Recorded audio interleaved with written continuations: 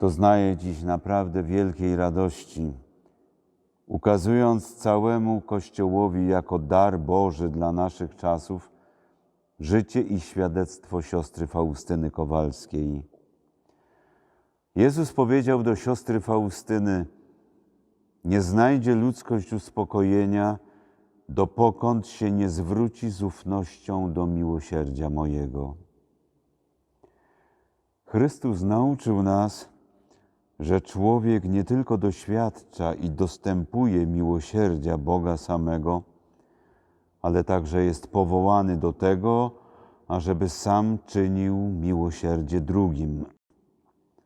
Błogosławieni miłosierni, albowiem oni miłosierdzia dostąpią. Jezus wskazał nam też wielorakie drogi miłosierdzia, które nie tylko przebacza grzechy, ale wychodzi też naprzeciw wszystkim ludzkim potrzebom. Jezus pochylał się nad wszelką ludzką nędzą, materialną i duchową. Chrystusowe orędzie miłosierdzia nieustannie dociera do nas w geście Jego rąk wyciągniętych ku cierpiącemu człowiekowi.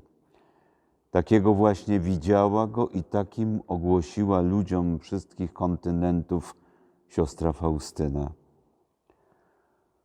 W oczach Bożych każda osoba jest cenna. Za każdego Chrystus oddał swoje życie, każdemu Ojciec daje swego ducha i czyni go bliskim sobie.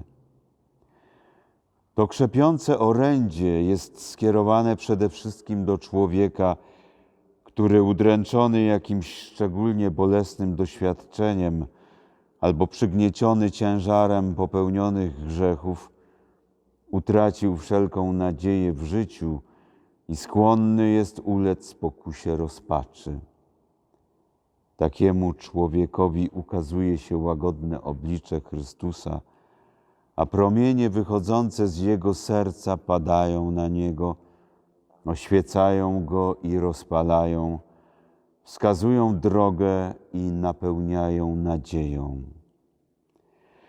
Jakże wielu sercom przyniosło otuchę wezwanie: Jezu, ufam Tobie, które podpowiedziała nam opatrzność za pośrednictwem siostry Faustyny.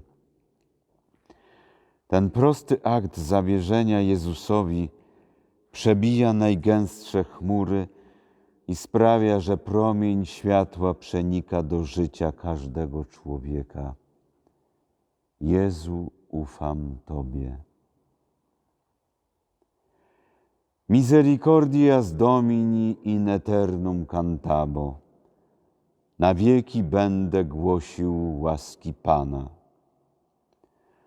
Do głosu Najświętszej Marii Panny, Matki Miłosierdzia, do głosu Nowej Świętej, która w niebiańskim Jeruzalem śpiewa hymn na cześć miłosierdzia wraz z wszystkimi przyjaciółmi Boga, dołączmy nasz głos także my, Kościół pielgrzymujący.